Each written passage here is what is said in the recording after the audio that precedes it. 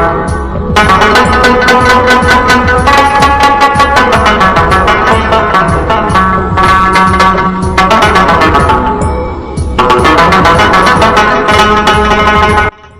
طرف سے تمام دوستوں کو السلام علیکم۔ آج میں آپ کو سیر کروانے والا ہوں بحیرہ ہند میں واقع ایک جزیرہ نما ملک اتحاد القمری۔ اتحاد القمری نامی ملک جسے سرکاری طور پر یونین آف دی کیمروز بھی کہا جاتا ہے۔ یہ ملک افریقہ کے شمالی ساحل پر آبائے موزمبیق کے شمالی سرے پر واقع ہے۔ یہ مقام شمال مشرقی موزمبیق اور شمال مغربی مڈغاسکر کے درمیان ہے۔ اتحاد القمری کے ہمسایہ ممالک میں تنزانیہ شمال مغرب جبکہ سیشلز شمال مشرق میں ہے۔ اس کا دارالحکومت مرونی شہر ہے۔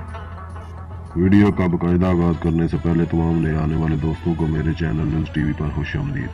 اگر آپ نے ابھی تک یوٹیوب پر موجود ہمارا channel news T V subscribe نہیں کیا ہوا تو جلدی سے چینل کو سبسکرائب کر کے اور ساتھ موجود بیل آئیکن پر پریس کر دیں تاکہ تمام معلوماتی ویڈیوز کے نوٹیفیکیشن آپ کو بار وقت ملتے رہے۔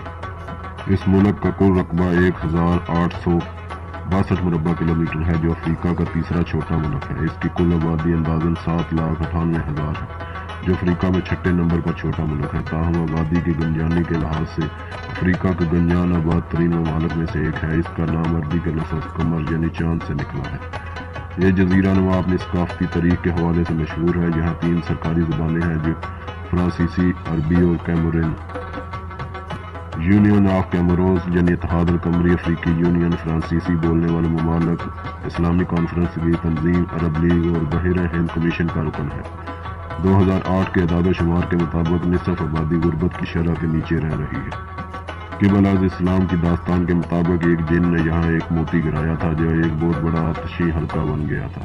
بعد میں یہ آتشی حلقہ آتش فشاں بنا۔ یہاں کے قدیم آبادکار مظاہر فطرت یعنی چاند، سورج اور ستاروں کی پرستش کرتے تھے جن میں چاند نمایاں حیثیت رکھتا تھا۔ ان کے عقائد کے مطابق چاند سمندری موجوں کا ملک تھا۔ انہی عقائد نے ان جزائر کو اکٹھا کیا تھا۔ 933 عیسوی میں المسعودی عمانی ملاؤں کا تذکرہ کرتا ہے جو ان جزائر کو خوشبو کے جزائر کہتے تھے۔ روایات کے مطابق 632 عیسوی میں اسلام کا سن کر اہل جزائر نے ایک جہاز ران کو مکہ بھیجا۔ تاہم اس کے مکہ پہنچنے تک پیغمبر اسلام حضرت محمد صلی اللہ علیہ وسلم کا وصال ہو چکا تھا۔ کچھ عرصہ مکہ میں رکنے کے بعد وہ واپس لوٹا اور لوگوں کو آہستہ آہستہ مسلمان کرنے لگا۔ عرب آبادکاری اس علاقے میں اس وقت بڑھنے لگی جب زنجبار پر امانی قبضہ ہو گیا۔ قمری ثقافت بالخصوص طرز تعمیر اور مذہب بھی عربوں کے زیر اثر آ گیا۔ 16ویں اور 17ویں صدی کے دوران یہاں کئی سلطانوں نے اپنے تسلط جمائے۔ پرتگالیوں نے اس جزیرہ نما کا سفر پہلی بار 1505 میں کیا۔ 1793 میں مڈغاسکر کے مالاگاسی حملہ آوروں نے غلاموں کی تلاش میں ان جزائر پر حملے شروع کر دیے۔ تاہم بعد ازاں وہ یہاں رک کر رہنا شروع ہو گئے۔ فرانس نے 1841 میں یہاں اپنی پہلی نو آبادی قائم کی۔ ہندوستان اور مشرق بعید کی طرف سے جانے والے تاجروں کے لیے اتحاد القمری پڑاؤ کا کام دیتا تھا۔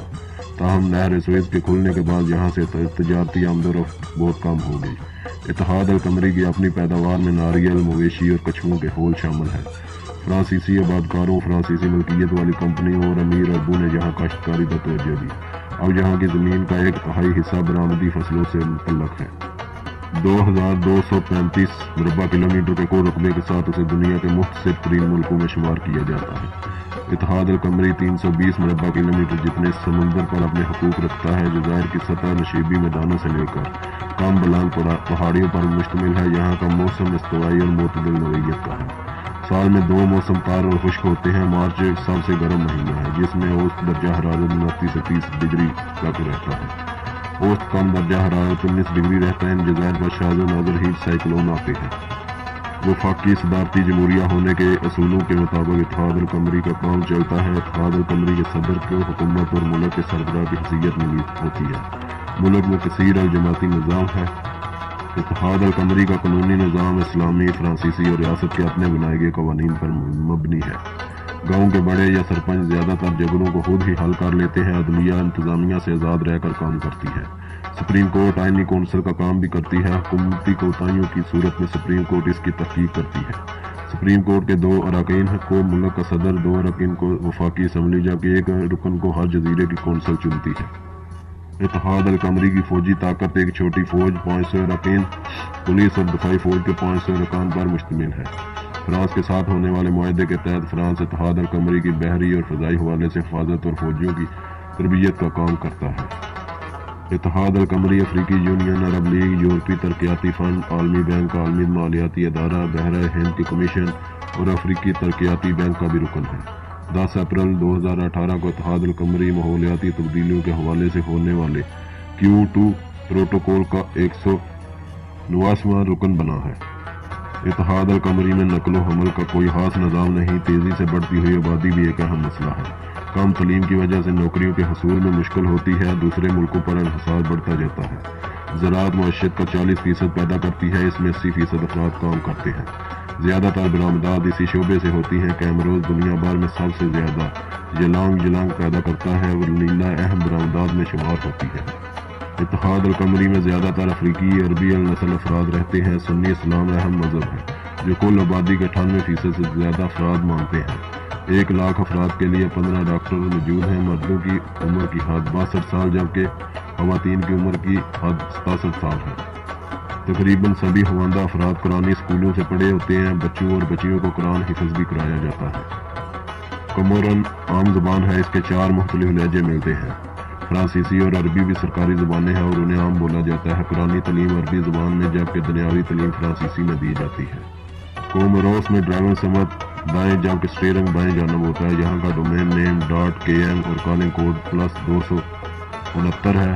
یہاں کی کرنسی کو کیمرون فرانک کہتے ہیں۔ پاکستانی 1 روپیہ 2.85 فرانک کے برابر ہوتا ہے۔ 1973 میں فرانس سے ہونے والے معاہدے کے تحت اتحاد القمری کو 1978 میں آزادی مل جانی تھی۔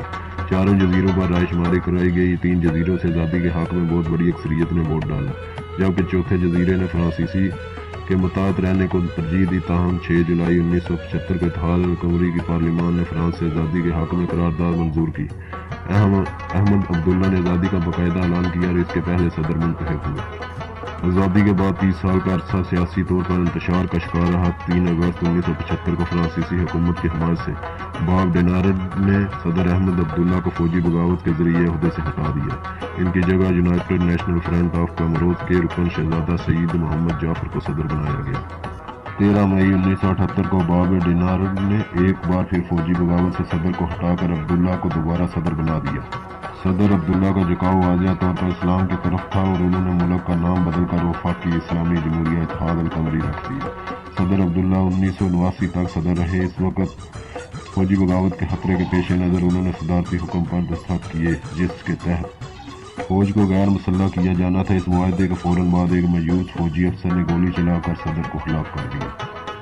کچھ دن بعد فرانسیسی فضائیہ نے باب ڈینارڈ کو اتحاد القمری سے نکال کر جنوبی افریقہ بھیج دیا۔ سعید محمد جعفر کو صدر بنا دیا گیا جو ستمبر 1995 تک صدر رہے۔